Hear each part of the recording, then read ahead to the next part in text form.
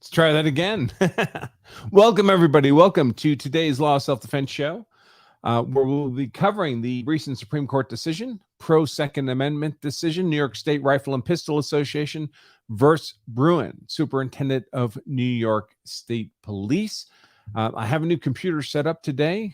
Hopefully, we won't have any further technology issues than what we had a moment ago. My apologies for that. For those who may not know, I am attorney Andrew Branca for Law of Self-Defense.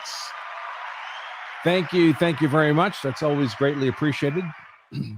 So, folks, a few starting points. First of all, this is a very lengthy decision, so I expect this to be a lengthy live show. As always, feel free to jump in, jump out as you need to, given that today's Sunday, and I'm sure everybody has stuff to do. We will leave this up, of course, on our YouTube channel, as well as for our Law of Self-Defense members over at their member dashboard, so you can reference it. In the future, if you're not able to attend the whole thing live, it'll also be a Law of Self-Defense podcast as well, for those of you who enjoy podcasts. So my real goal here is not some kind of in-depth, super insightful legal analysis. As I often say, my expertise is use of force law, not Second Amendment law, not gun law. So I don't claim a great degree of expertise in gun law or Second Amendment law, other than being an American citizen who owns guns and also happens to be an attorney. I do consider myself a Second Amendment absolutist, by which I mean, in my personal and professional opinion, all gun laws, gun control laws, preemptively applied to law-abiding, mentally sound American citizens are facially unconstitutional under the Second Amendment. That's my personal and professional opinion. So worth keeping in mind. But my real goal here is to essentially provide kind of an abridged translation of this Bruen decision into video form here on YouTube and on our membership dashboard, as well as into podcast form, as a way for people to access the language of the decision, and by the way, also the dissent to this decision, to access that decision language where people might otherwise feel perhaps either too busy or intimidated from reading a lengthy U.S. Supreme Court decision. And when I say abridged, what I mean is we'll be reading largely the entirety of the opinion, but I'll be taking out the citations to other cases. I may not read every footnote and so forth, just to keep the language largely in the realm of plain English. And we will be reading both the majority decision written by Justice Thomas, as well as the dissent by Breyer. And there were also several concurrent opinions by Alito, Kavanaugh, Barrett. The Alito concurrence is largely a response to the dissent. So what I'll probably do is read the Thomas majority decision, then read the dissent by Breyer. He was joined by Sotomayor and Kagan. Sotomayor simply because she's of extremely limited intelligence. Kagan, presumably because of her political leanings. But I'll read the dissent, and then I'll come back to the Alito concurrence with the majority, because, again, Alito's concurrence is largely a response, I would say, a debunking of Breyer's dissent in this case. So that's how we should expect things to go. As always, I'm happy to take questions. This is open to Q&A, but the Q&A, if you submit a question, it needs to be in the form of a super chat. Otherwise, things just get lost in the crowds. Also, folks, as always, just administratively, yes, and some of you may notice that my Washington crossing, my Washington crossing the Delaware painting is no longer reflecting my screen, thanks to constant mentions in the comments that my Washington crossing the Delaware was reflecting my monitor. I now have a canvas version without glass that's no longer reflective. So I hope you all appreciate that. I did that all for you. So, yeah, so it needs to be in a super chat form. I'll be checking the super chats from time to time to see what comes in with that regard. So there is a basic kind of judicial scrutiny framework that I do want to share with all of you, because it's it's important to how these decisions, these gun control decisions in general, tend to work out. So And I'm going to, again, I don't claim a great degree of constitutional law expertise. I'm going to share with you, my knowledge and experience in education based on what I was taught in law school.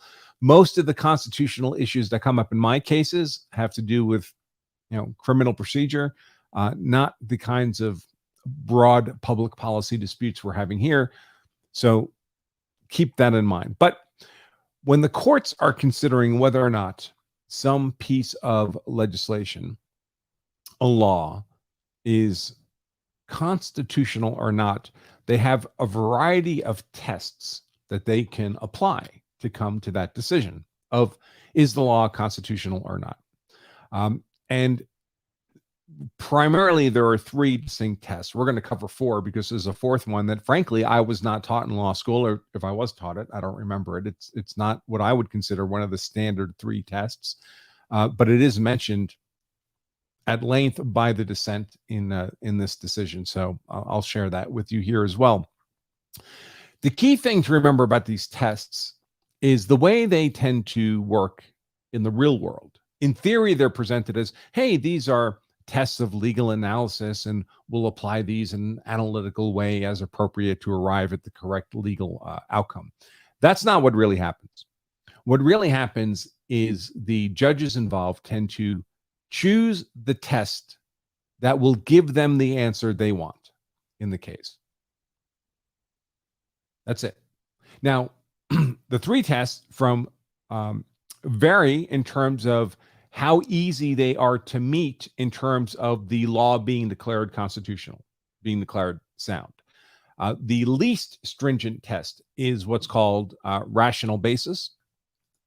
This is the easiest test to meet. So if a law is being challenged on the grounds of it being allegedly unconstitutional, a court might apply the rational basis test, which simply means that the law has to have some legitimate state interest, which is very broad, and there has to be some rational connection between what the statute says and what that claimed interest is, what the ultimate goal is.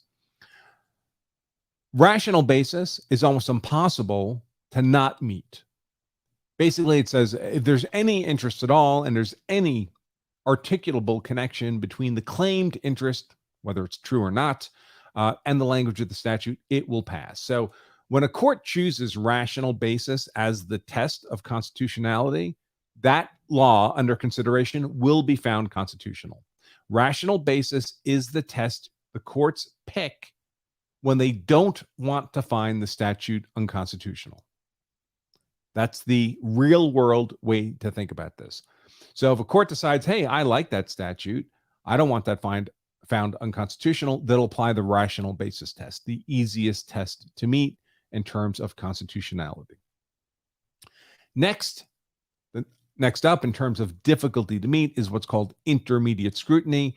It's a very modest step above rational basis. Instead of it involving a quote unquote legitimate state interest, it's supposed to involve an important state interest, important government interest, and the means chosen by the statute to achieve the desired goal by that statute has to be substantially related to that interest. So instead of under rational basis, legitimate state interest and a merely rational connection between the statutory language and the goal, under intermediate scrutiny, it has to be an important government interest substantially related to the goal that's supposed to be achieved. The statutory language has to be substantially related to the goal that wants to be achieved.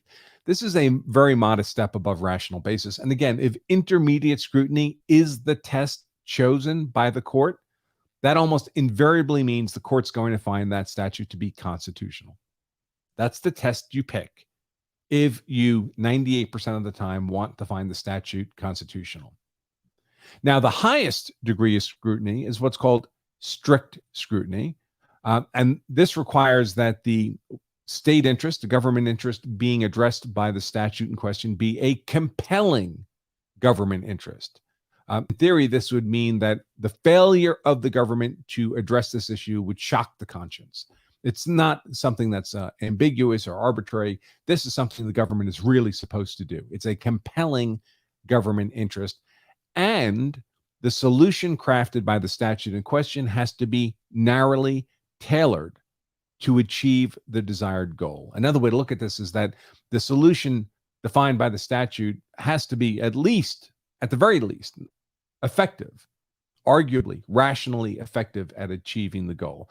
Now, strict scrutiny is extremely difficult to meet as a legal threshold. So when a court picks strict scrutiny, it's almost certain that the court's going to find that statute to be unconstitutional. So again, this is how these things work in the real world. The court decides ahead of time what standard they want to apply. And if the court decides, hey, I like that statute, I don't want it to be found unconstitutional, they'll apply the rational basis test or the intermediate scrutiny test and get to the conclusion they had from the start, that the law passes constitutional scrutiny. If the court looks at the statute in theory and says, hey, I don't like that statute, well, then they would apply strict scrutiny, because under strict scrutiny, almost every statute is going to fail the test of constitutionality. Now, how strict scrutiny is supposed to apply is it applies when a statute arguably infringes on some enumerated constitutional right. In other words, a right that's specifically mentioned in the Constitution. And normally these are within the Bill of Rights, but it could be elsewhere in the Constitution. Things like freedom of speech, freedom of religion, right to counsel, right to a jury trial, for example, and also, of course, the Second Amendment. Now, what's happened in a practical sense historically is that every enumerated right in the Constitution has had the benefit of strict scrutiny. So if a legislature passes a statute that infringes your First Amendment right, your to speech, your First Amendment right to religion, your right to counsel, your right to a fair jury, your right to be free from warrantless searches, and so forth. Every enumerated right under the Constitution has the benefit of strict scrutiny, which means if a state passes a statute that infringes on that enumerated right, it's almost certain to be found to be unconstitutional under strict scrutiny, the strict scrutiny test, except for the Second Amendment. The Second Amendment has not been given the benefit historically by the courts of strict scrutiny. Why? Because if you applied strict scrutiny to gun control laws that infringed the Second Amendment, they would invariably be found to be unconstitutional. Because although there may be a compelling government interest in infringing the rights of the citizen to keep and bear arms, presumably for crime control is typically how it's characterized. And that's the compelling government interest. The laws that are passed are not narrowly tailored to achieve that interest. So they don't simply say, hey, if you're a felon, you can't have a gun. We have that law, of course, but that's not the limit of gun control laws. They don't really say if you've been found to be mentally unsound, you can't have a gun. We have that law, of course, but gun control laws go far beyond that. So the gun control laws that go far beyond those very narrow constraints, and I would argue those narrow constraints, convicted felon found by a court with due process to be found to be mentally unsound, arguably those restrictions might be found to be reasonably found to be narrowly tailored to the goal of keeping guns out of the hands of bad actors. But even then, you have to ask yourself, are these gun control laws narrowly tailored in the sense that they have any rational hope of achieving their claimed outcome of crime reduction? Because guess what, folks? Background checks, criminals don't do background checks. Laws against unlicensed concealed carry, criminals don't care about that. Anyone willing to commit murder or armed robbery with a gun is not in the slightest concerned, in the slightest hesitant to violate a law about concealed carry and licensing. So by their very nature, these gun control laws cannot be rationally effective at their stated goal. If their stated goal is crime reduction, they don't, in fact, keep guns out of the hands of bad actors. And they don't because they can't, because bad actors don't obey the law. And as a practical matter, we have more guns in this country than we do people. It's effortless for bad actors to get their hands on guns. That's the reality. So constraining the rights of law-abiding, mentally sound citizens to keep and bear arms in no way inhibits the ability of bad actors, people with malicious criminal intent, to keep and bear arms and use them for bad purposes against a now disarmed populace. So virtually no gun control law could pass the strict scrutiny test. Again, with arguably very narrow exceptions. Things like felons, things like people who are mentally unsound. Though I would argue even then that those restrictions ought to be transitory. So someone's found guilty of a felony. First of all, I would say it should have to be a violent felony. In many jurisdictions, writing a bad check over a certain dollar amount, while reprehensible, is not violent conduct. Should that person convicted of writing a bad check lose their Second Amendment rights, lose their ability to defend themselves and their family from actual violent criminal aggressors? I would suggest not. Even when someone's been convicted of a violent felony, my feeling on former or convicted felons in possession, felons who've served their time, been released from prison, is that the rights ought to be restored. Either they're remain dangerous, in which case they ought not be released from prison, or they're no longer dangerous, in which case I don't see any rational basis for restricting their ability to defend themselves and their family from actual criminal violence. And the same with people who are mentally unsound. Certainly, while they're mentally unsound, they ought not have a gun if having a gun would make them dangerous to themselves or others. But many people might have a mental health crisis in their teens or their 20s or their 30s, or have gone through a bad divorce or lost a child to death, or some horribly tragic event that dysregulates them in the moment, but they recover from that. And the notion that they should be banned forever for the rest of their lives, even if they've completely recovered from that transitory mental instability, strikes me as neither rational nor fair nor just. So those are obviously my personal thoughts on the matter. About as close to a Second Amendment absolutist as you can really come. By the way, I should mention, we're going to see a lot of panic on the part of the gun control people, a lot of suggestions of ways they're going to try to neutralize this Bruin decision by modestly changing their standards for gun control, changing the wording, changing the language, changing the stated intent or the stated conditions to kind of craft a loophole.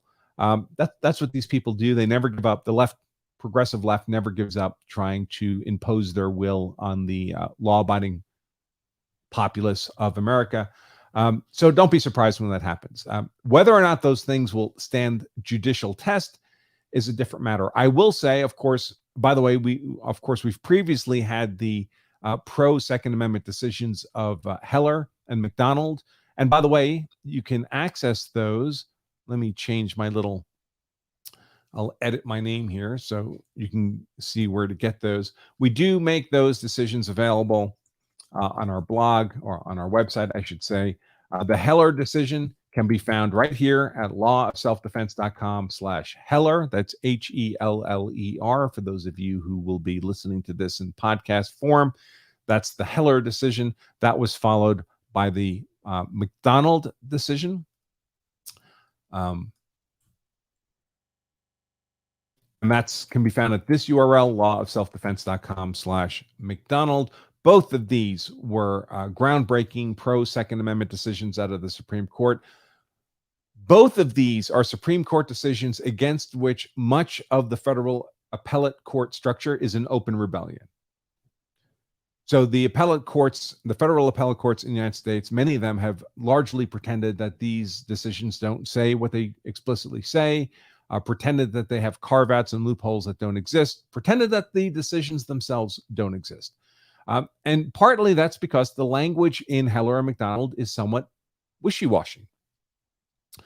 It's somewhat ambiguous. It's not as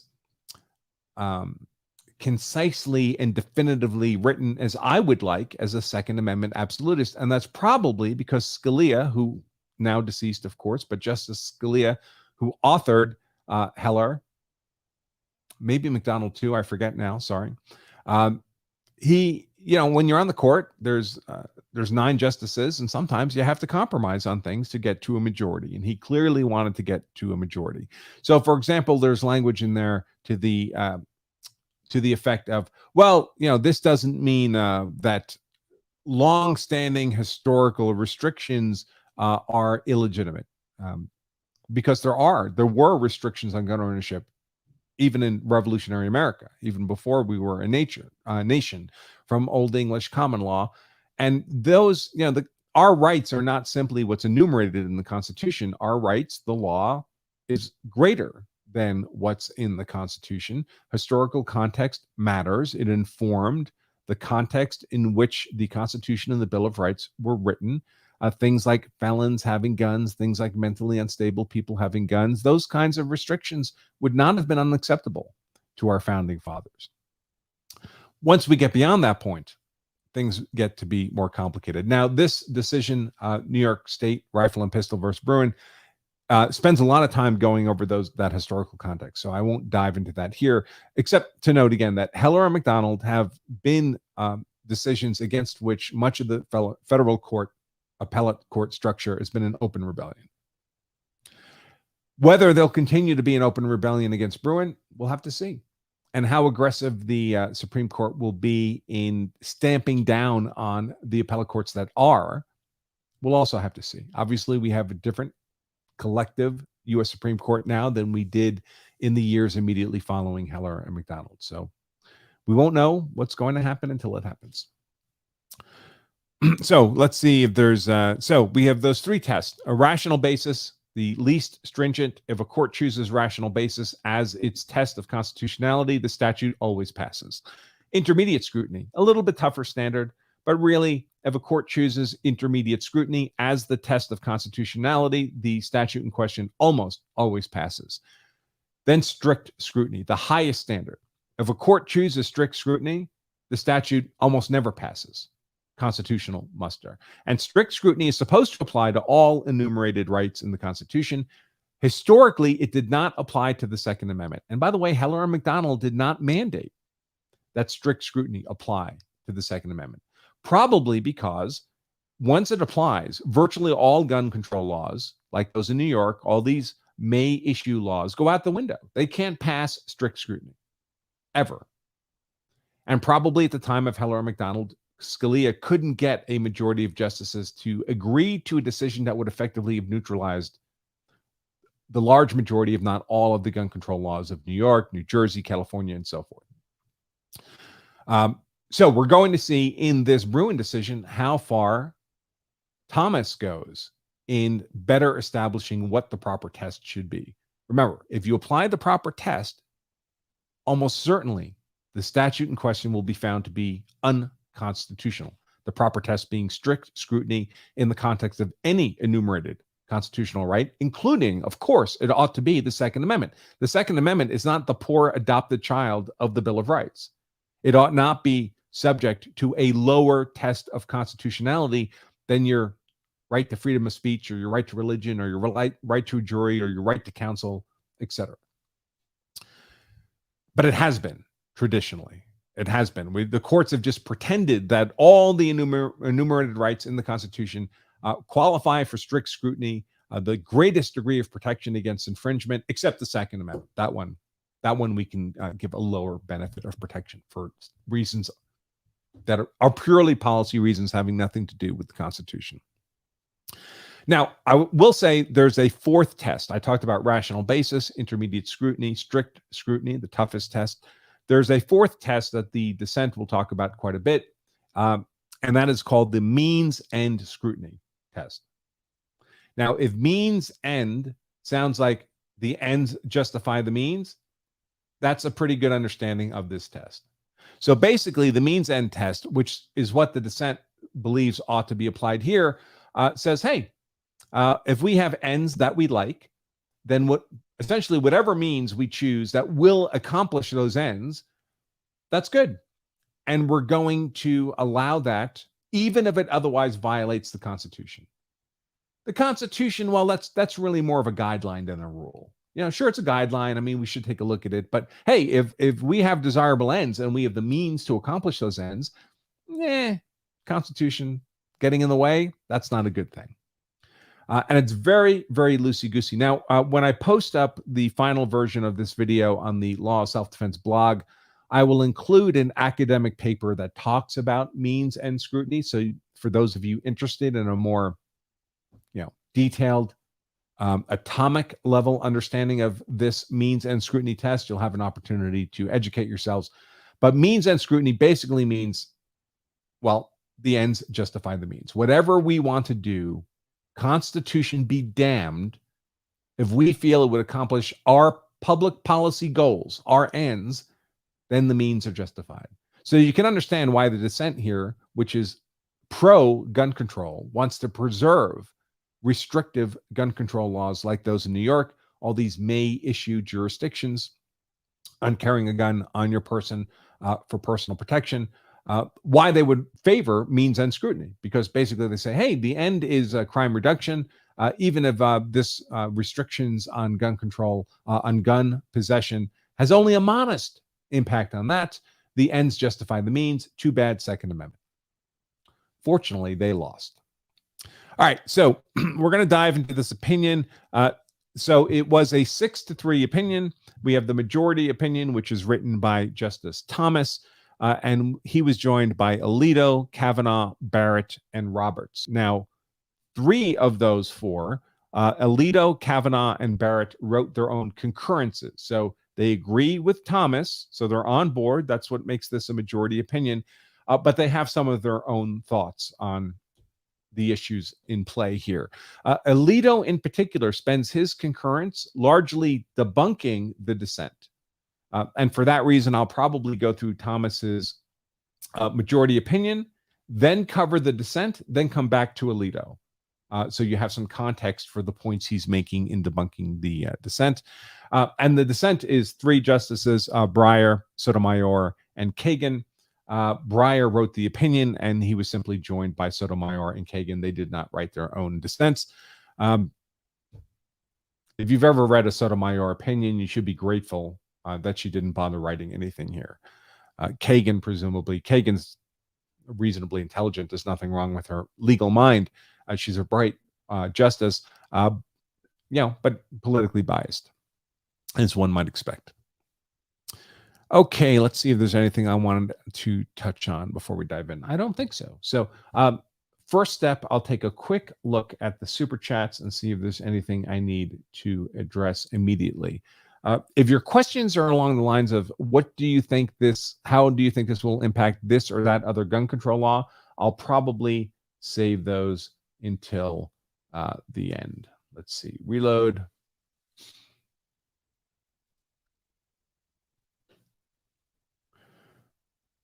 Let's see.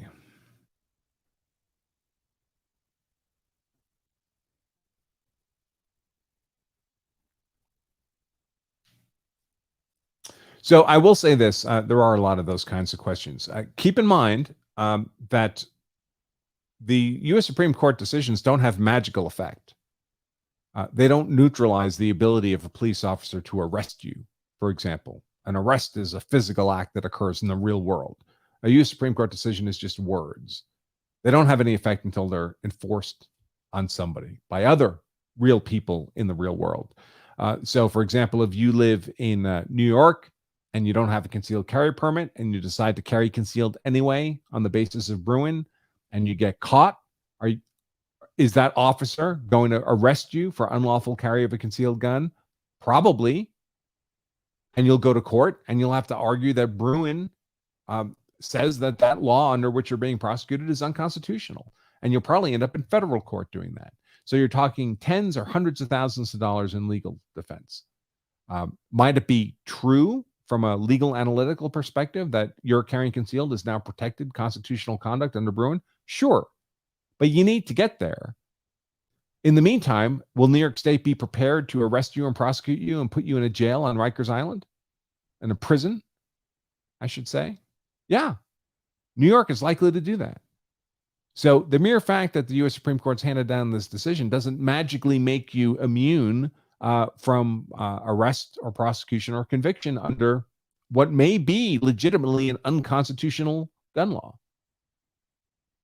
So you may want to wait to see how these things shake out, how the laws in a state like New York shake out. Sometimes it's pretty rapid. I mean, when we had Mcdonald, was passed. We saw the gun control laws, the concealed carry laws, I should say, in Illinois change reasonably quickly. Before, concealed carry was all but impossible. Afterwards, they had a kind of a semi-regular established process for getting a concealed carry permit. I know some of the people who were the first to get their concealed carry permits in Illinois once that happened. Maybe that'll happen here. Maybe New York will be more resistant. California will be more resistant. Maryland will be more resistant. We just won't know until they do it. But keep in mind, if a cop wants to arrest you under a statute still on the books in New York, that prohibits your concealed carry because he caught you concealed carrying, what's going to keep him from making that arrest? Justice Thomas is not going to magically appear from the sky on a teleporter beam to tell that officer what he's doing is unconstitutional, right? Okay. All right. So, oh, by the way, so this Bruin decision, you'll also be able to access this at this link, lawofselfdefense.com/BRUEN. I presume it's pronounced Bruin. BRUEN, that's freely accessible on the Law of Self-Defense case law archives. That link will get you right there. lawofselfdefense.com/BRUEN. And the last thing I'll mention before I dive into the decision is you may want to, if this legal stuff interests you, and presumably that's why you're here, you may want to participate in one of my Hard to Convict webinars. These are roughly 2-hour webinars. They're 100% free. They debunk a lot of self-defense myths. They explain to you how you can be hard to convict if you're ever compelled to use force in defense of yourself and your family. And they're free, folks. So we run these on a regular basis. To learn more about that, and they're free, but you do need to register for them. To learn more about those at your convenience, you might want to point your browser to hardtoconvict.com and take advantage of that opportunity. Okay, so with that out of the way, let's see about sharing this window. Hopefully this will work. I'll be very disappointed if it doesn't.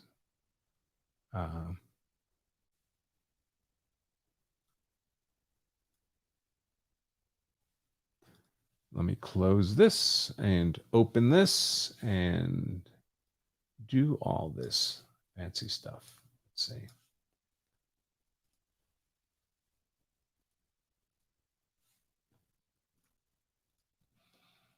All right, and there we go. See if I can make this a bit bigger. Ooh, it does get even bigger. All right, maybe that's too big. So this is the decision. New York State Rifle and Pistol Association versus Bruin, Superintendent of New York State Police, argued November 3rd, 2021, decided, handed down June 23rd, 2022 from the U.S. Supreme Court. Okay. And folks, my coverage here is largely going to be limited to this decision.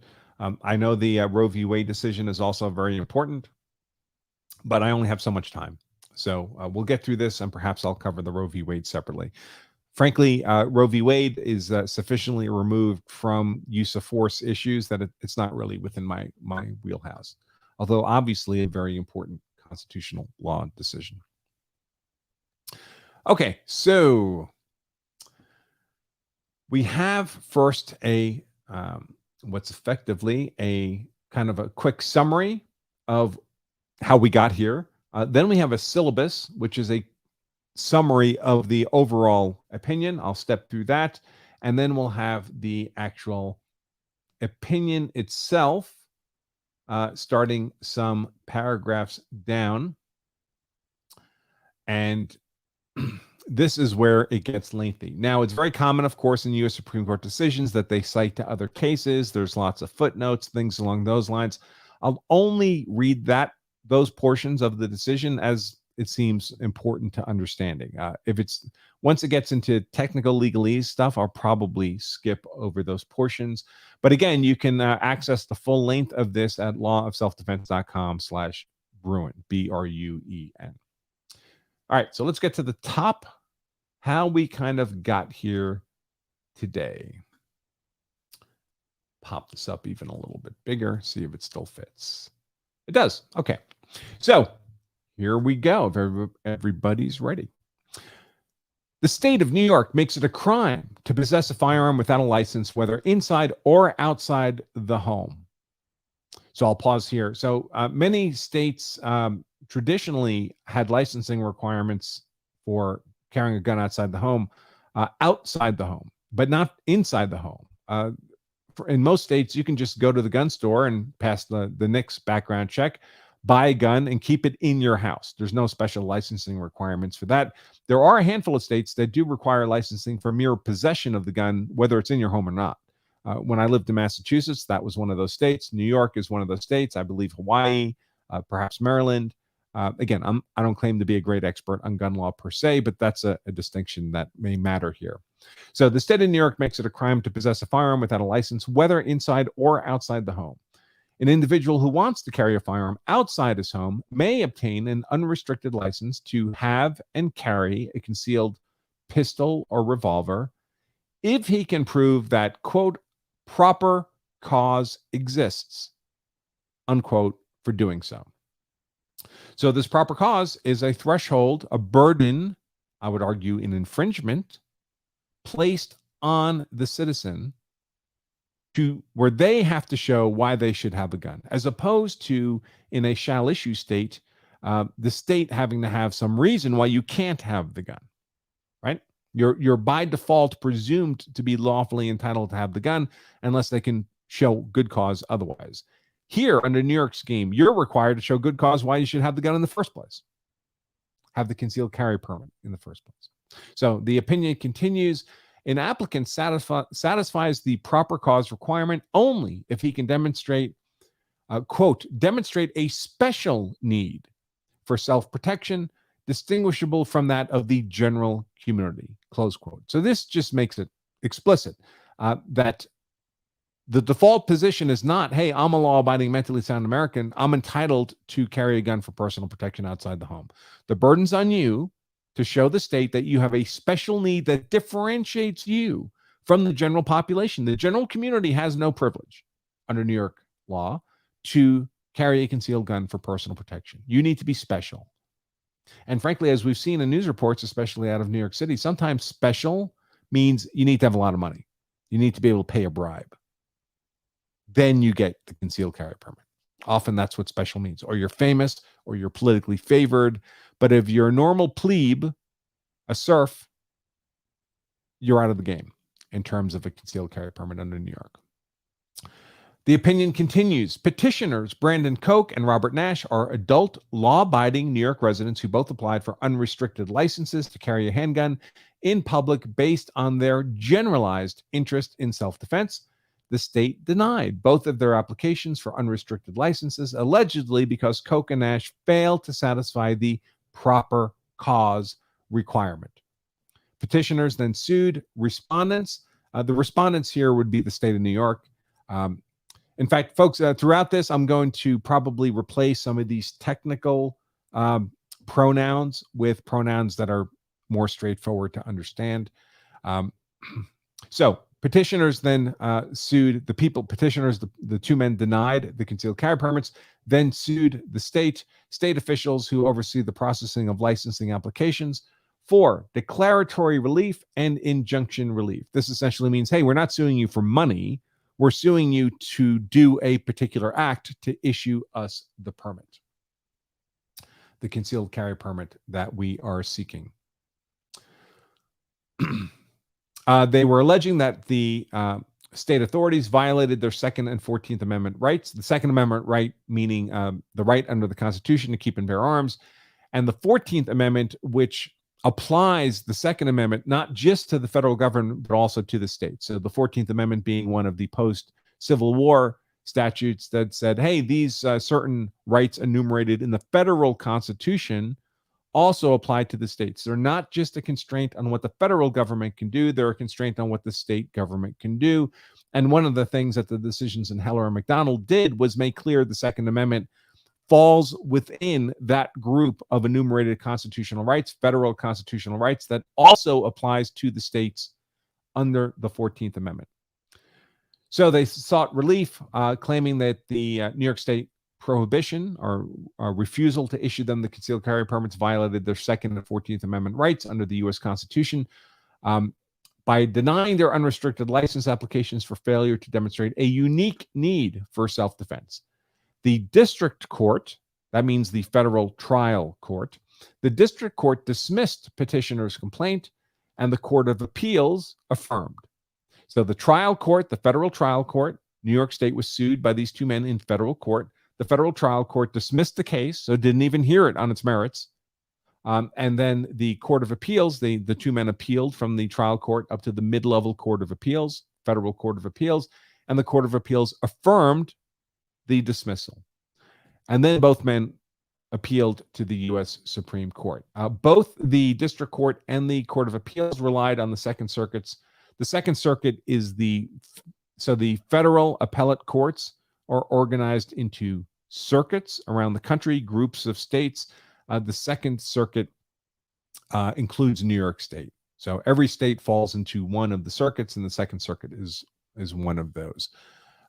In fact, I think I have, for your convenience, see if I still have this up. I have a separate podcast I did. Yes, I do have it up. So if you'd like to see a national map of the federal circuits, let me change my my name here. You can go to lawofselfdefense.com, DOPE, D-O-P-E. I'm not suggesting any of you are dopes. DOPE was the name of the organization I prepared this webpage for. DOPE is the acronym for the organization. But if you go there, lawofselfdefense.com/dope, you'll see a map representing the 11 federal circuits. And you can look up your state if you'd like and see which one you're in. New York is in the Second Circuit. So back to the decision. Let's see. Both courts relied on the Second Circuits, so their circuits precedents, prior decisions in these other court proceedings, which had sustained New York's proper cause standard, holding that the requirement was substantially related to the achievement of an important government interest. What test is that, folks? Substantially related to an important government interest. That's intermediate scrutiny, the mid-level test of constitutionality. What did I tell you earlier? When the court selects intermediate scrutiny as the test for the constitutionality of a statute being challenged, that statute will be found almost always to be constitutionally sound. The court in question picks the test for the outcome they want. If they pick intermediate scrutiny, that means they want that statute to be deemed constitutional. Here, earlier trials and appellate court decisions in New York State in the Second Circuit, federal Second Circuit, had chosen intermediate scrutiny on these Second Amendment issues, laws that infringe the Second Amendment, and found, oh, those statutes are constitutional under intermediate scrutiny, because every statute is constitutional under intermediate scrutiny. So no surprise at those outcomes. Don't think that this is a legal analysis done on the legal merits. You pick the test to get the result you want. These precedential court decisions picked intermediate scrutiny so that the gun control statute would be found to be constitutional. That's how that works. Okay, so the prior precedent in the federal Second Circuit was intermediate scrutiny on New York's may issue concealed carry law, special cause, proper cause requirement for a concealed carry permit. And of course, because they applied intermediate scrutiny as a test, they found, the earlier courts found the New York State's gun control scheme to be constitutional. That's how it works. All right, so that's kind of the brief summary of how we got to where we are. Now, the syllabus. The syllabus is a summary of this decision, the majority decision.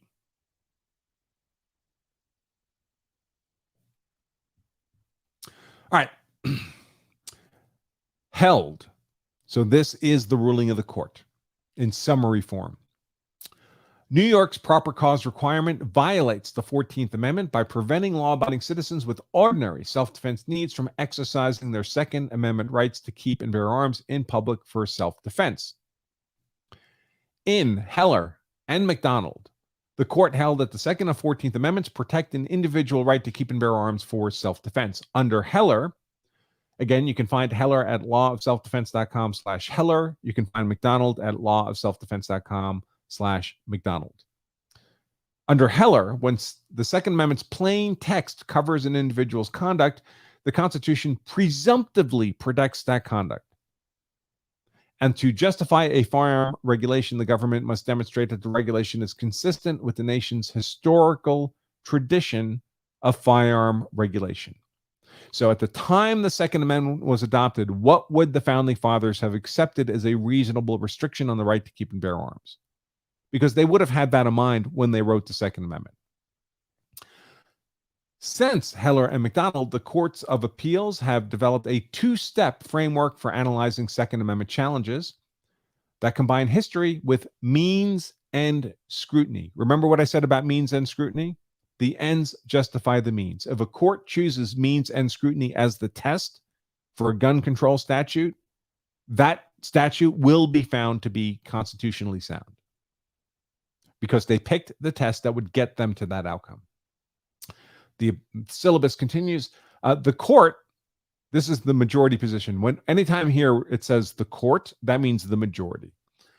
The court rejects that two-part approach as having one step too many. Step one, the historical context step, is broadly consistent with Heller, which demands a test rooted in the Second Amendment's text as informed by history. But Heller and Mcdonald do not support a second step that applies means and scrutiny in the Second Amendment context.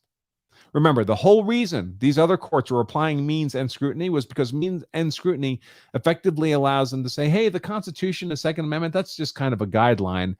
As long as we have a policy end and the statute has chosen means that will accomplish that end, we'll find it constitutional regardless of what the text of the Constitution may actually say. Heller's methodology centered on constitutional text and history. It did not involve any means and test, such as strict or intermediate scrutiny, and it expressly rejected any interest balancing inquiry akin to intermediate scrutiny. So here, Thomas, well, the syllabus is saying, hey, intermediate scrutiny is out. That's not a reasonable test of a gun control law, which is good. Because remember, when intermediate scrutiny is the test, the gun control law is invariably found to be constitutional. Strict scrutiny would be much more challenging for a gun control statute to pass. But even then, this syllabus is saying, hey, even strict scrutiny. Heller doesn't talk about strict scrutiny. Now, it doesn't. I would argue it should have, frankly, because I don't think most gun control statutes could pass strict scrutiny, which would be fine by me. But here, the syllabus is suggesting there should only be looking at the text of the Second Amendment in the historical context as history existed at the time the Second Amendment was passed. Obviously, history that occurred in the 1800s and 1900s and 2000s did not inform the writers of the Second Amendment. The opinion continues. Historical analysis can sometimes be difficult and nuanced, but reliance on history to inform the meaning of constitutional text is more legitimate and more administrable than asking judges to make difficult empirical judgments about the costs and benefits of firearms restrictions, especially given their lack of expertise in the field. Now, I'm going to translate this. What is really happening in these other court cases that are finding gun control to be constitutional is these judges are approaching the gun control law in a biased way. They favor gun control. They want it to remain in effect. So they're machinating to arrive at that conclusion by picking tests that will get them to that conclusion, by saying the ends justify the means. It's not so much that it's difficult for these judges to make these assessments. The real problem is they've defined the end goal before they ever do a legal analysis. And then they craft a legal analysis to arrive at that end goal. That gun control is, in their opinion, constitutional. The opinion continues. Federal courts tasked with making difficult empirical judgments regarding firearm regulations under the banner of quote-unquote intermediate scrutiny often defer to determinations of legislatures. Okay, that's just Thomas's way of saying, hey, if the court if a court chooses intermediate scrutiny, that means they're going to say the gun control statute is constitutional, as I've been telling you. The opinion continues, while judicial deference to legislative intent, legislative interest balancing is understandable and elsewhere appropriate. In other words, it may be appropriate when we're not talking about an enumerated constitutional right, but we are when we're talking about the Second Amendment. So while judicial deference to legislative interest balancing is understandable and elsewhere appropriate, it is not deference that the Constitution demands here. The Second Amendment is the very product of an interest balancing by the people, and it surely elevates above all other interests the right of law-abiding, responsible citizens to use arms for self-defense. And that's a quote from Heller. Continuing, the test that the court set forth in Heller and applies today requires courts to assess whether modern firearms regulations are consistent with the Second Amendment's text and historical understanding. Of course, the regulatory challenges posed by firearms today are not always the same as those that preoccupied the founders in 1791 or the Reconstruction generation in 1868, but the Constitution can and must apply to circumstances beyond those the founders specifically anticipated, even though its meaning is fixed according to the understanding of those who ratified it. That's why, by the way, folks, the First Amendment applies to the internet and your computer and your phone, even though none of those things existed at the time of the founding, right? That's why a search and seizure law applies to your automobile, even though there were no automobiles at the time of the founding. We take the principles of the founding and we apply that to modern circumstances. Indeed, the opinion continues, the court recognized in Heller at least one way in which the Second Amendment's historically fixed meaning applies to new circumstances. Its reference to arms does not apply only to those arms in existence in the 18th century. So for those on the left who argue that, oh, the Second Amendment only means muskets, they only had muskets at the time of the Revolution. First of all, they're factually mistaken. Second of all, the founders were well aware of developments in firearm. Third, it doesn't matter. Just like the First Amendment applies to the internet, the Second Amendment applies to modern arms. Straightforward enough. It doesn't stop at muskets. That would be obviously ridiculous. The opinion continues. To determine whether a firearm regulation is consistent with the Second Amendment, Heller and Mcdonald point toward at least two relevant metrics. First, whether modern historical whether modern and historical regulations impose a comparable burden. Sorry, folks, I'm just going to replace my name here back to hardtoconvict.com. So to determine whether a firearm regulation is consistent with the Second Amendment, Heller and Mcdonald point toward at least two relevant metrics. First, whether modern and historical regulations impose a comparable burden on the right of armed self-defense, and second, whether that regulatory burden is comparably justified. Because individual self-defense is the central component of the Second Amendment right, these two metrics are central considerations when engaging in an analogical inquiry. To be clear, even if a modern-day regulation is not a dead ringer for historical precursors, it still may be analogous enough to pass constitutional muster. For example, courts can use analogies to long-standing laws forbidding the carrying of firearms in sensitive places, such as schools and government buildings, to determine whether modern regulations are constitutionally permissible. That said, respondents attempt to characterize New York's proper cause requirement as a sensitive place law lacks merit because there is no historical basis for New York to effectively declare the island of Manhattan a sensitive place simply because it is crowded and protected generally by the New York City Police Department. So by sensitive places, we normally mean things like prisons, jails, TSA, secure areas of airports. Um, it's unfortunate that schools are included. In general, my personal position on so-called sensitive places that would deny you your Second Amendment right to keep and bear arms is that there must be adequate steps in place to screen everybody coming into the building. That's the only possible way of having any hope of keeping bad guy guns out of the environment. Even that may not be perfect, but at least it's a step in the right direction. But if there's no screening, if there's no TSA-like screening or courthouse-like, metal detector screening, then I think these prohibitions of Second Amendment rights in quote-unquote sensitive places is both unconstitutional and counterproductive, because you're only effectively screening out guns from good people who obey your rule, not bad people who are not subject to screening and can simply violate your rule with impunity. Let's see. And apparently here, New York State was trying to characterize the entire island of Manhattan as a sensitive place, much like the secure area of an airport. Sound credible? Rational? I guess if you're a progressive fascist, that's how you think. All right, it continues. Having made the constitutional standard endorsed in Heller more explicit, the court, meaning in this opinion, the court applies that standard to New York's proper cause requirement, special need requirement. It is undisputed that petitioners Koch and Nash, two ordinary, law-abiding adult citizens, are part of the people whom the Second Amendment protects.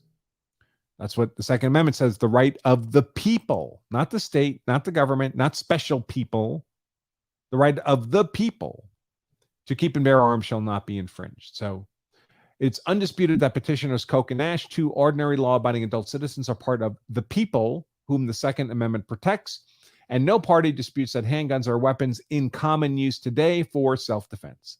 The court has little difficulty concluding also that the plain text of the Second Amendment protects Koch and Nash's proposed course of conduct, carrying handguns publicly for self-defense. Nothing in the Second Amendment's text draws a home public distinction with respect to the right to keep and bear arms, and the definition of bear naturally encompasses public carry. Moreover, the Second Amendment guarantees an individual right to possess and carry weapons in case of confrontation. That's Heller. And confrontation can surely take place outside the home. One would argue it's more normal to take place outside the home. The syllabus continues. The burden then falls on respondents, New York State here, to show that New York's proper cause requirement is consistent with this nation's historical tradition of firearm regulation. To do so, the state of New York appeal to a variety of historical sources from the late 1200s to the early 1900s. But when it comes to interpreting the Constitution, not all history is created equal. Constitutional rights are enshrined within the scope they were understood to have when the people adopted them. I mentioned this earlier, folks. The history of the 1800s, 1900s, 2000s obviously could not have informed the founding fathers. So that history is not relevant to contextualizing the Second Amendment, which became effective in 1791 with the adoption of the Bill of Rights. The opinion continues. The Second Amendment was adopted in 1791, the 14th Amendment in 1868, right after the Civil War. Historical evidence that long predates or postdates either time may not illuminate the scope of the right. With these principles in mind, the majority here concludes that respondents, New York State, has failed to meet their burden to identify an American tradition justifying New York's special cause requirement. Respondents' the losers here, New York State's substantial reliance on English history and custom before the founding makes some sense given Heller's statement that the Second Amendment codified a right inherited from our English ancestors. But this court, the majority opinion, finds that history ambiguous at best and sees little reason to think that the framers would have thought it applicable to the new world.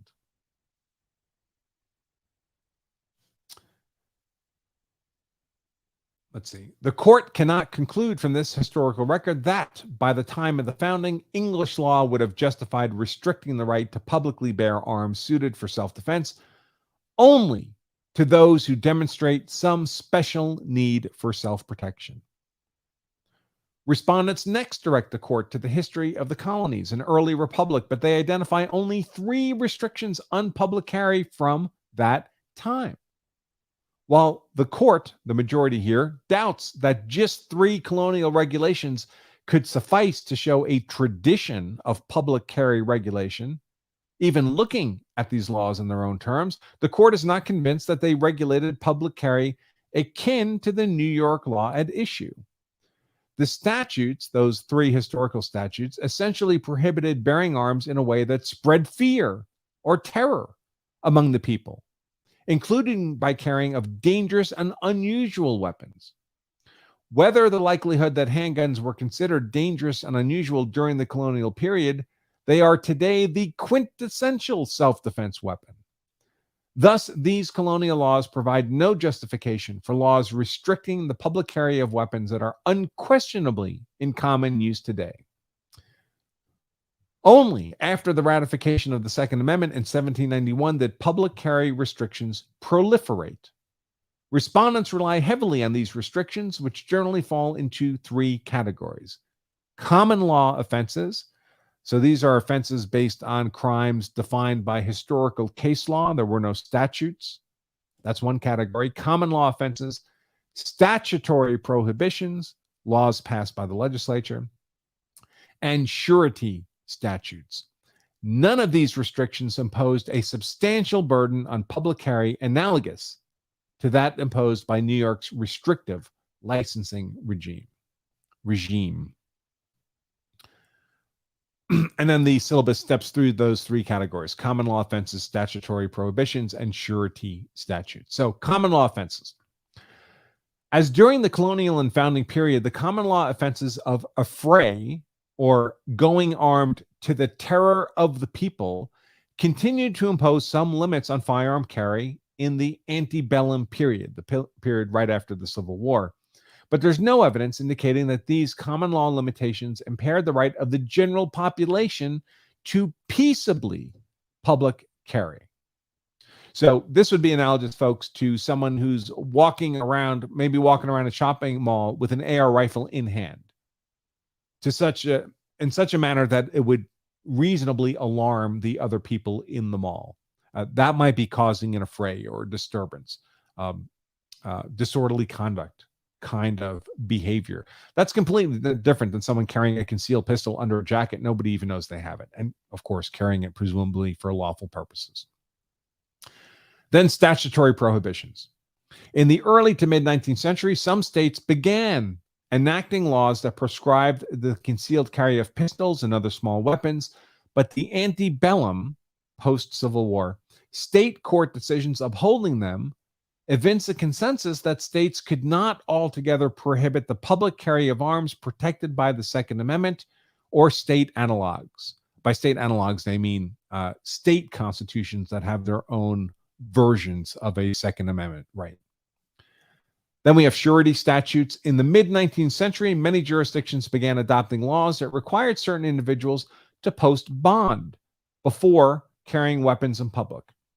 Contrary to New York State's position, these surety statutes in no way represented direct precursors to New York's proper cause requirement.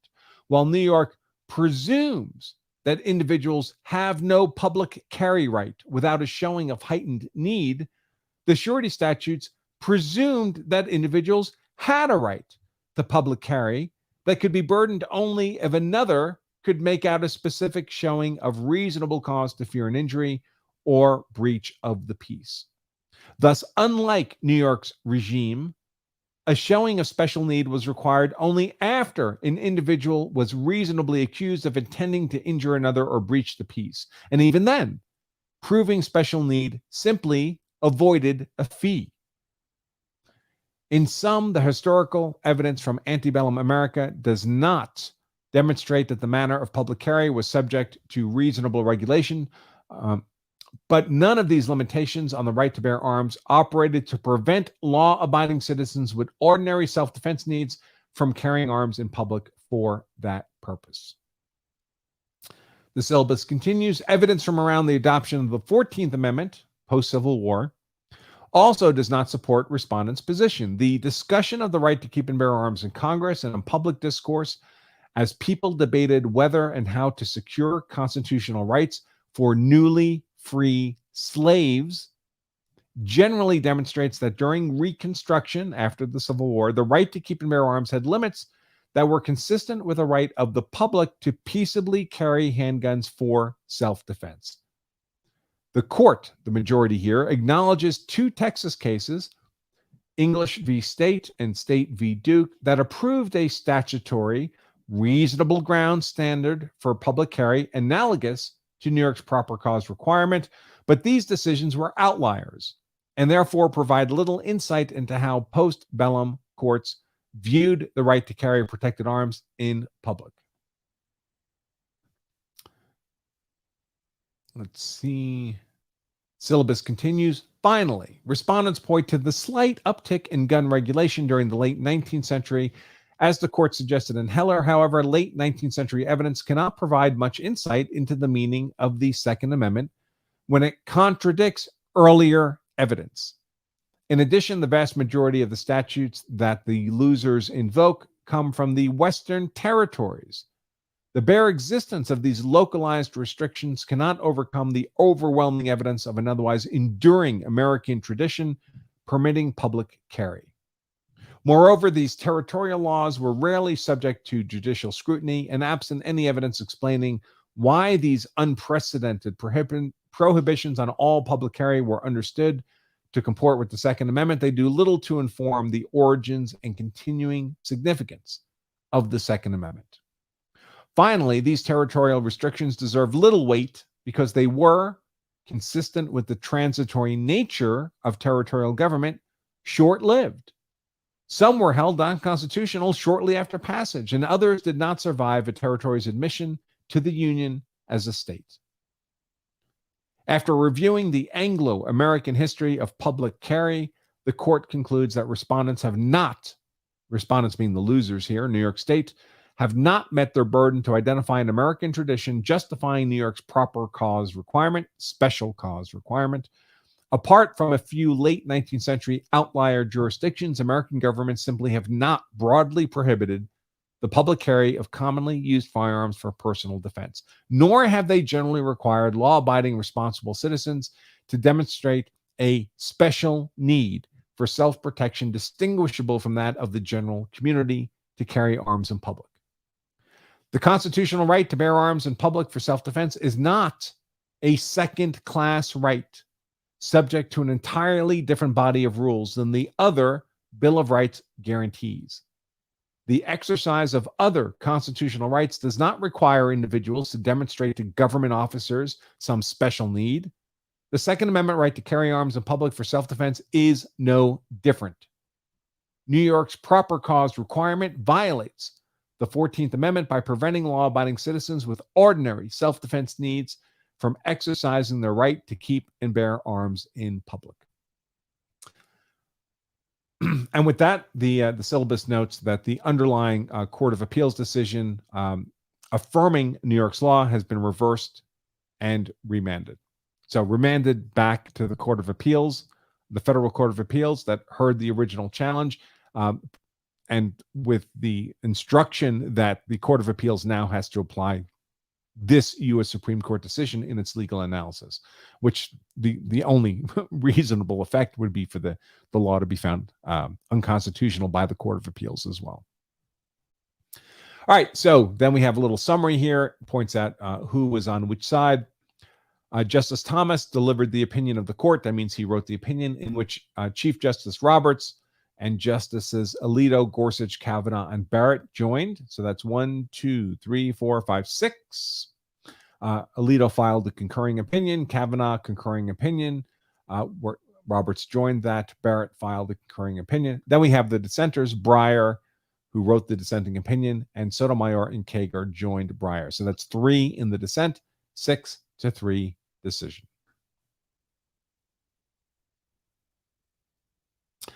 And then we get to the decision proper itself.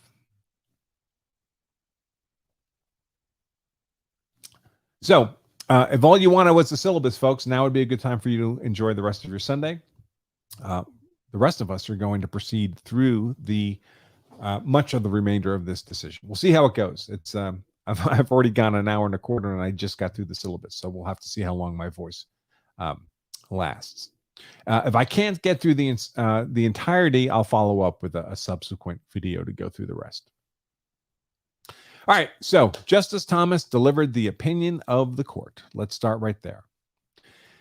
In District of Columbia v. Heller and Mcdonald v. Chicago, we recognize that the Second and 14th Amendments protect the right of an ordinary, law-abiding citizen to possess a handgun in the home for self-defense. In this case, petitioners and respondents agree that ordinary, law-abiding citizens have a similar right to carry handguns publicly for their self-defense. We, too, agree, the majority, and now hold, consistent with Heller and Mcdonald, that the Second and 14th Amendment protect an individual's right to carry a handgun for self-defense outside the home. The parties nevertheless dispute whether New York's licensing regime respects the constitutional right to carry handguns publicly for self-defense. In 43 states, the government issues licenses to carry based on objective criteria. That would be the shall issue states. But in 6 states, including New York, the government further conditions issuance of a license to carry on a citizen's showing of some special need. Because the state of New York issues public carry licenses only when an applicant demonstrates a special need for self-defense, we conclude that the state's licensing regime violates the Constitution.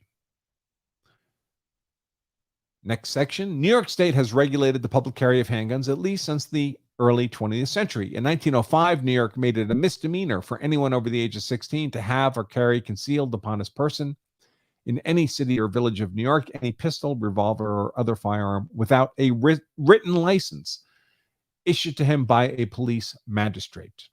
In 1911, New York's Sullivan Law expanded the state's criminal prohibition to the possession of all handguns, concealed or otherwise, without a government-issued license. New York later amended the Sullivan Law to clarify the licensing standard. Magistrates could issue to a person a license to have and carry concealed a pistol or revolver without regard to employment or place of possessing such weapon only if that person proved good moral character and proper cause.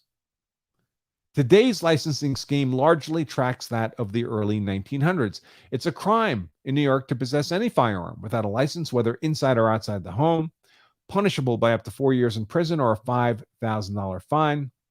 It's a felony offense. Meanwhile, possessing a loaded firearm outside one's home or place of business without a license is a felony punishable by up to 15 years in prison.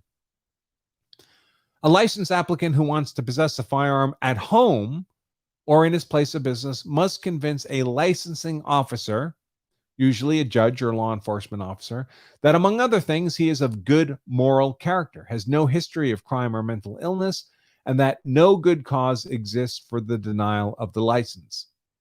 If he wants to carry a firearm outside his home or place of business for self-defense, the applicant must obtain an unrestricted license to have and carry a concealed pistol or revolver. To secure that license, the out-of-the-house license, the applicant must prove that proper cause exists, special cause exists to issue it. If an applicant cannot make that showing, he can receive only a restricted license for public carry, which allows him to carry a firearm for a limited purpose, such as hunting, target shooting, or employment. No New York statute defines proper cause, the special cause that must be shown for an out-of-the-house general concealed carry permit. But New York courts have held that an applicant shows proper cause only if he can demonstrate a special need for self-protection distinguishable from that of the general population. This special need standard is demanding. For example, living or working in an area noted for criminal activity does not suffice. Rather, New York courts generally require evidence of particular threats, attacks, or other extraordinary danger to personal safety. Let's see. When a licensing officer denies an application, judicial review is limited. New York courts defer to an officer's application of the proper cause standard unless it is arbitrary and capricious. In other words, the decision must be upheld if the record shows a rational basis for it. The rule leaves applicants little recourse if their local licensing officer denies a permit. New York is not alone in requiring a permit to carry a handgun in public, but the vast majority of states, 43 by our count, are shall issue jurisdictions, where authorities must issue concealed carry licenses whenever applicants satisfy certain threshold requirements without granting licensing officials discretion to deny licenses based on a perceived lack of need or suitability. Meanwhile, only 6 states and the District of Columbia have may issue licensing laws under which authorities have discretion to deny concealed carry licenses even when the applicant satisfies the statutory criteria, usually because the applicant has not demonstrated cause or suitability for the relevant license. Aside from New York, then, only California, the District of Columbia, Hawaii, Maryland, Massachusetts, and New Jersey have analogs to the proper cause standard, special cause standard. All of these special cause analogs have been upheld by the courts of appeals, save for the District of Columbia's, which has been permanently enjoined since 2017. Next section. As set forth in the pleading below, petitioners Brandon Koch and Robert Nash are law-abiding adult citizens of Rensselaer County, New York, upstate New York, north of New York City. Almost all of New York geographically is north of New York City, of course. Koch lives in Troy, that's just outside of Albany, New York, while Nash lives in Averill Park. I don't actually know where that is. Petitioner, New York State Rifle and Pistol Association, is a public interest group organized to defend the Second Amendment rights of New Yorkers. Both Koch and Nash are members. In 2014, Nash applied for an unrestricted license to carry a handgun in public. Nash did not claim any unique danger to his personal safety. He simply wanted to carry a handgun for self-defense. In early 2015, the state denied Nash's application for an unrestricted license, but granted him a restricted license for hunting and target shooting only. In late 2016, Nash asked a licensing officer to remove the restrictions, citing a string of recent robberies in his neighborhood. After an informal hearing, the licensing officer denied the request. The officer reiterated that Nash's existing license permitted to carry concealed for purposes of off-road, backcountry, outdoor activities similar to hunting, such as fishing, hiking, and camping. But at the same time, the officer emphasized that the restrictions were intended to prohibit Nash from carrying concealed in any location typically open to and frequented by the general public. Between 2008 and 2017, Koch was in the same position as Nash. He faced no special dangers, wanted a handgun for general self-defense, and had only a restricted license prohibiting him to carry a handgun outside the home for hunting and target shooting. In late 2017, Koch applied to a licensing officer to remove the restrictions on his license, citing his extensive experience in safely handling firearms. Like Nash's application, Koch's was denied, except that the officer permitted Koch to carry to and from work. Next section. Respondents are the superintendent of the New York State Police, who oversees the enforcement of the state's licensing laws, and a New York Supreme Court justice who oversees the processing of licensing applications in Rensselaer County. Petitioner sued respondents for declaratory and injunctive relief. So this is, again, relief. They're not suing for monetary damages. They're suing to compel the state officials to do something, to take an action, to issue them their unrestricted concealed carry permits. Petitioners allege that respondents, the government officials, violated their Second and 14th Amendment rights by denying their unrestricted license applications on the basis that they had failed to show special cause, proper cause, had failed to demonstrate a unique need for self-defense. The federal district court, this is the federal trial court, dismissed petitioner's complaint, and the Court of Appeals, the intermediate federal appellate court, affirmed that dismissal. Both courts replied on earlier federal Second Circuit precedent, which had sustained New York's proper cause standard, holding that the requirement was substantially related to the achievement of an important government interest. This is intermediate scrutiny, folks. As I mentioned earlier, when the courts pick intermediate scrutiny as the test, that means they want the statute to be found constitutional. That's it. And that's what these courts had done historically in New York. We, the Supreme Court, granted certiorari, granted review, to decide whether New York's denial of petitioners' license applications violated the Constitution. Next section. In Heller and Mcdonald, we held that the Second and 14th Amendments protect an individual right to keep and bear arms for self-defense. In doing so, we held unconstitutional two laws that prohibited the possession and use of handguns in the home. In the years since, the courts of appeals have coalesced around a two-step framework for analyzing Second Amendment challenges that combines history with means and scrutiny. Now, folks, I'll interrupt here. Remember when I said earlier that since Heller and Mcdonald, the federal courts of appeal have largely been in open rebellion against Heller and Mcdonald. And because Heller and Mcdonald had some ambiguous language about how statutes infringing the Second Amendment should be tested, the courts of appeal that didn't like Heller and Mcdonald chose a test that every statute would pass. Every gun control law would pass their test. So Heller and Mcdonald said, look at the history, which most gun controls wouldn't pass. So the courts of appeals didn't like that approach. They said, well, we can't just look at history. We have to have an escape valve. We have to have some mechanism by which we can find these gun control laws to be purportedly constitutional, even if they don't comply with the history of the Second Amendment.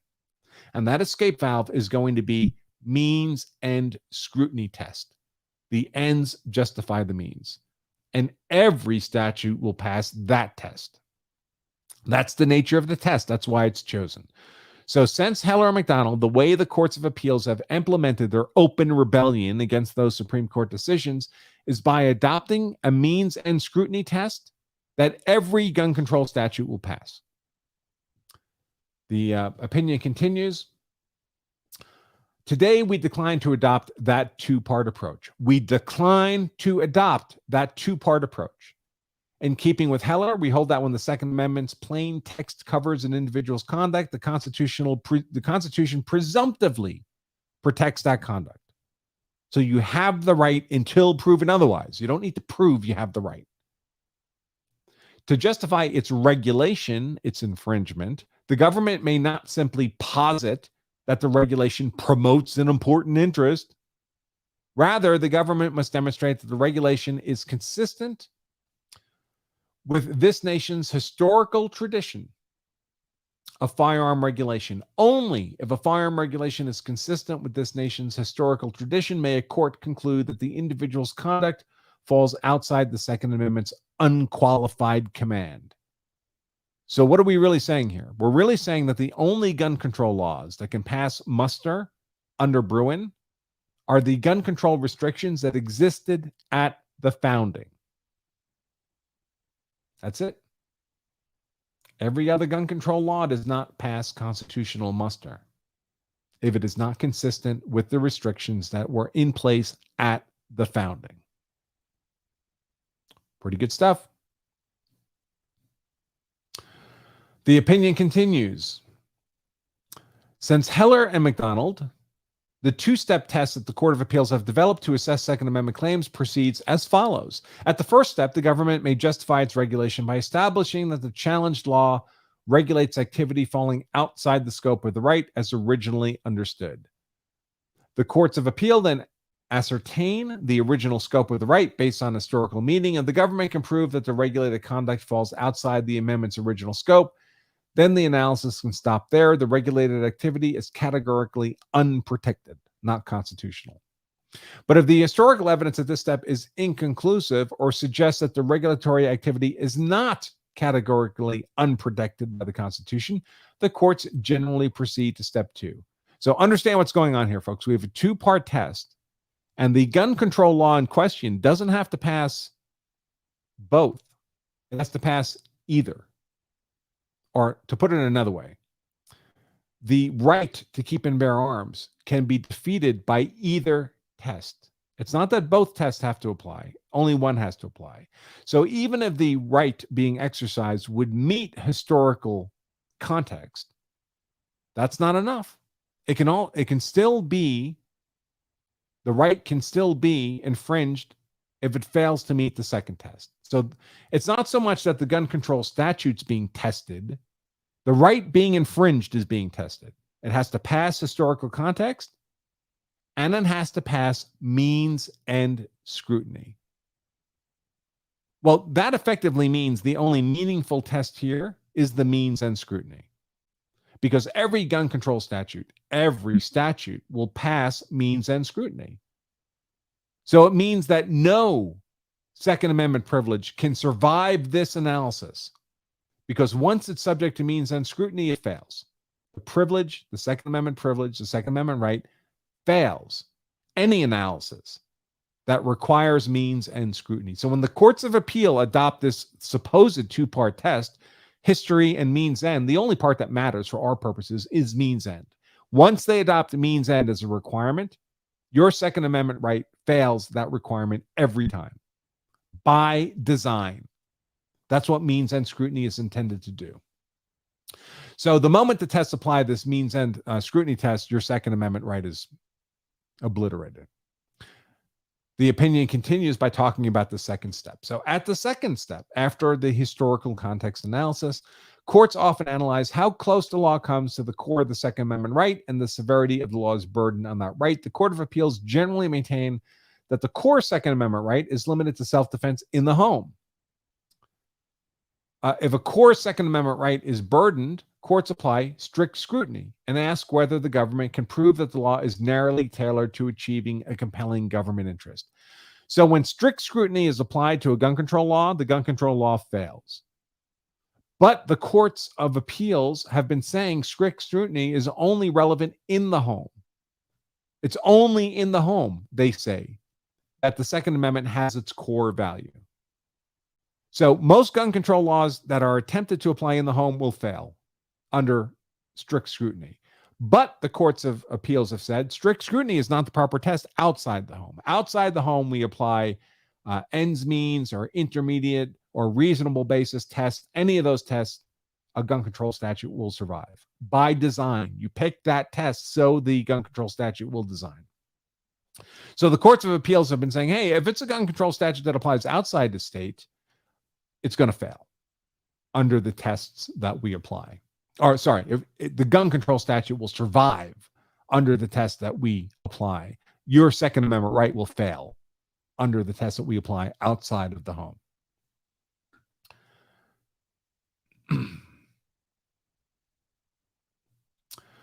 So otherwise, if it's outside the home, they apply intermediate scrutiny and consider whether the government can show the regulation is substantially related to the achievement of an important governmental interest. But remember, if a statute is subject to intermediate scrutiny, the statute always survives. If it's a gun control statute and intermediate scrutiny is a test, the gun control statute survives by design. That's why intermediate scrutiny is chosen as the test, because they want the gun control law to survive. Both respondents, the losers here, and the United States largely agree with this consensus, arguing that the intermediate scrutiny is appropriate when text and history are unclear in attempting to delineate the scope of the right.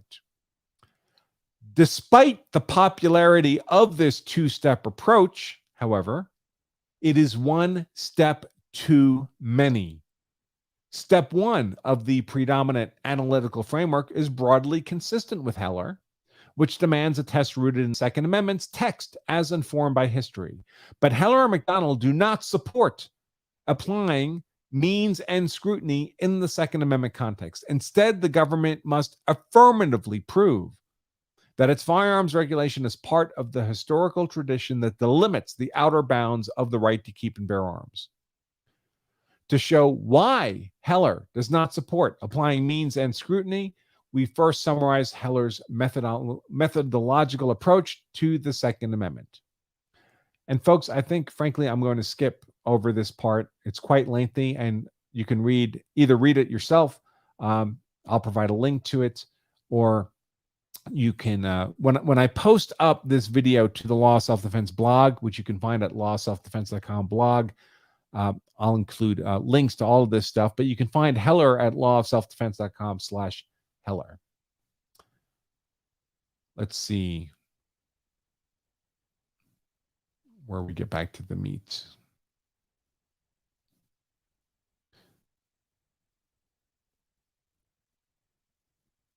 Okay, so the two-part test, the court here is saying is inappropriate. The means and test is not appropriate. We got to look at the test of the Second Amendment in historical context and determine whether or not the right being exercised falls within those bounds. If it does, it's protected Second Amendment conduct. The opinion continues. And here we're getting to the point where now the majority, it appears, and I haven't read this decision before I got on here with all of you folks today, by the way. We're all seeing it for the first time. That the Second Amendment is not some poor cousin of the Bill of Rights, that it's as legitimate an enumerated right as the Fourth Amendment, the Fifth Amendment, all of them. So the opinion continues. This Second Amendment standard accords with how we protect other constitutional rights. Take, for instance, the freedom of speech in the First Amendment, to which Heller repeatedly compared the right to keep and bear arms. In that context, when the government restricts speech, the government bears the burden of proving the constitutionality of its actions. In some cases, that burden includes showing whether the expressive conduct falls outside the category of protected speech. And to carry that burden, the government must generally point to the historical evidence about the reach of the First Amendment's protections. And beyond the freedom of speech, our focus on history also comports with how we assess many other constitutional claims. If a litigant asserts the right in court to be confronted with the witnesses against him, we require courts to consult history to determine the scope of that right. Similarly, when a litigant claims a violation of his rights under the Establishment Clause, members of this court, the Supreme Court, look to history for guidance. We adopt a similar approach here. To be sure, historical analysis can be difficult. It sometimes requires resolving threshold questions and making nuanced judgments about which evidence to consult and how to interpret it. But reliance on history to inform the meaning of constitutional text, especially text meant to codify a pre-existing right, is, in our view, more legitimate and more administrable than asking judges to make difficult empirical judgments about the costs and benefits of firearms restrictions, especially given their lack of expertise in the field.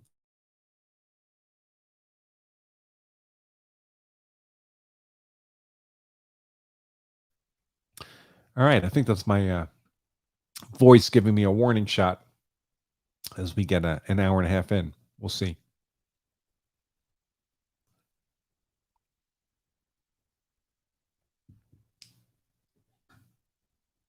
The opinion continues. If the last decade of Second Amendment litigation has taught this court anything, meaning taught the Supreme Court anything, it's that the federal courts tasked with making such difficult empirical judgments regarding firearm regulations under the banner of intermediate scrutiny often defer to the determinations of the legislatures. So that's what I've been saying in different words, folks. When intermediate scrutiny is the test, the gun control statute survives constitutional test.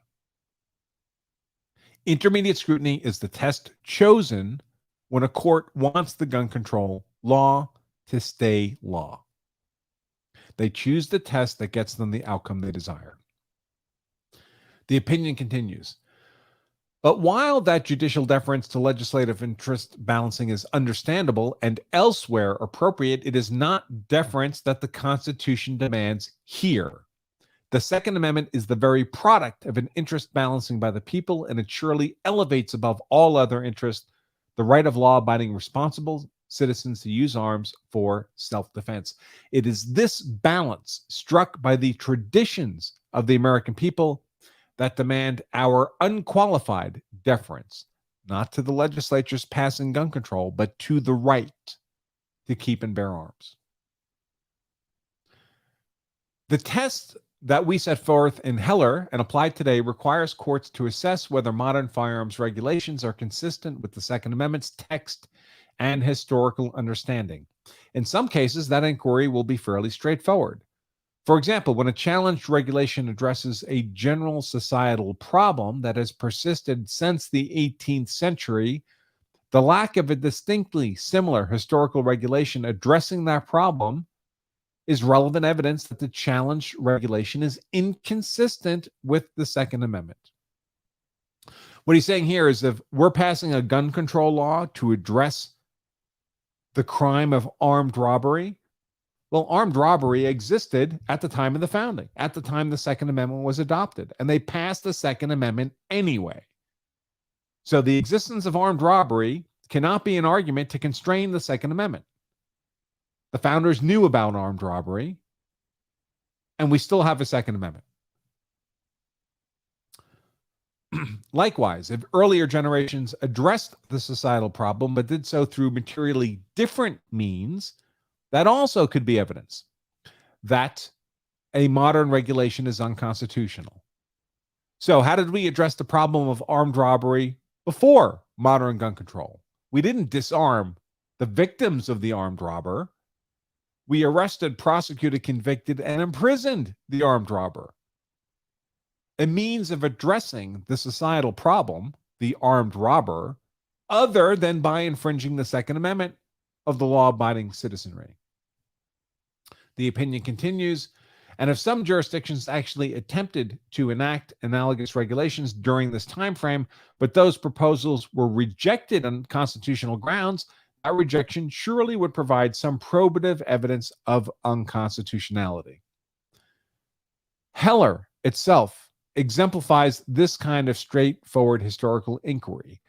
One of the district's regulations, this would be the District of Columbia, which was one of the parties in Heller. One of the district's regulations challenged in Heller totally banned handgun possession in the home. The district in Heller addressed a perceived societal problem, firearm violence in densely populated communities, and it employed a regulation, a flat ban on the possession of handguns in the home that the founders themselves could have adopted to confront that problem. Accordingly, after considering founding-era historical precedent, including various restrictive laws in the colonial period, and finding that none was analogous to the district's ban, Heller concluded that the handgun ban was unconstitutional. New York's proper cause requirement concerns the same alleged societal problem addressed in Heller, specifically handgun violence, primarily in urban areas. Following the course charted by Heller, we will consider whether historical precedent from before, during, and even after the founding evinces a comparable tradition of regulations. In other words, the founders were aware of violence committed with guns in densely populated areas, and we still have the Second Amendment. Now, any methods chosen by the founders to address the problem of crimes with guns in densely populated areas could be acceptable means of addressing that problem today. But disarming the law-abiding citizenry was not one of those options pursued by the founders, and so would not, on a historical basis, be constitutional today. The opinion continues. And as we explained below, we find no such tradition in the historical materials that respondents, the losers, and their amici have brought to bear on that question. While the historical analogies here and in Heller are relatively simple to draw, other cases implicating unprecedented societal concerns, this might be mass shootings, I guess we'll see later, or dramatic technological changes, may require a more nuanced approach. The regulatory challenges posed by firearms today are not always the same as those that preoccupied the founders in 1791 or the Reconstruction generation in 1868, fortunately, the founders created a Constitution and the Second Amendment intended to endure for ages to come, and consequently to be adapted to the various crises of human affairs. Although its meaning is fixed according to the understandings of those who ratified it, the Constitution can and must apply to circumstances beyond those the founders specifically anticipated. Again, this is the argument that the Second Amendment does not apply just to muskets. The founders knew the world would change in advance. It had in their own time. They could see it happening moving forward. It was intended that the Constitution apply to future things as well, like modern firearms, like laser printers, like the internet. The opinion continues, we have already recognized in Heller at least one way in which the Second Amendment's historically fixed meaning applies to new circumstances. Its reference to arms does not apply only to those arms in existence in the 18th century. Just as the First Amendment protects modern forms of communications and the Fourth Amendment applies to modern forms of search, like search and seizure warrants, the Second Amendment extends prima facie to all instruments that constitute bearable arms, even those that were not in existence at the time of the founding. Thus, even though the Second Amendment's definition of arms is fixed according to its historical understanding, that general definition covers modern instruments that facilitate armed self-defense. Much like we use history to determine which modern arms are protected by the Second Amendment, so too does history guide our consideration of modern regulations that were unimaginable at the founding. When confronting such present-day firearm regulations, this historical inquiry that courts must conduct will often involve reasoning by analogy, a commonplace task for any lawyer or judge. Like all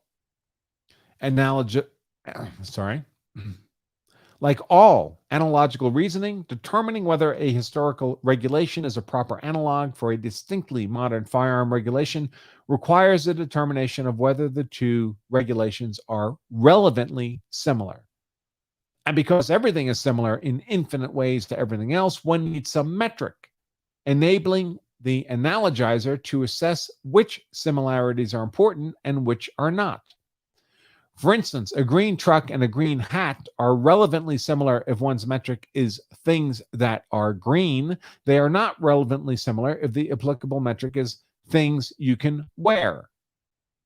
While we do not now provide an exhaustive survey of the features that render regulations relevantly similar under the Second Amendment, we do think that Heller and Mcdonald point toward at least two metrics: how and why the regulations burden a law-abiding citizen's right to armed self-defense.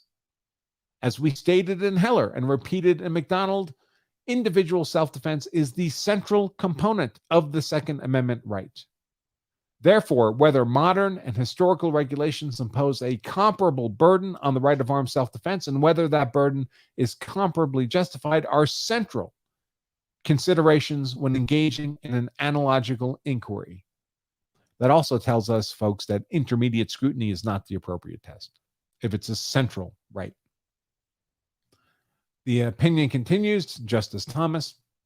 To be clear, analogical reasoning under the Second Amendment is neither a regulatory straitjacket nor a regulatory blank check.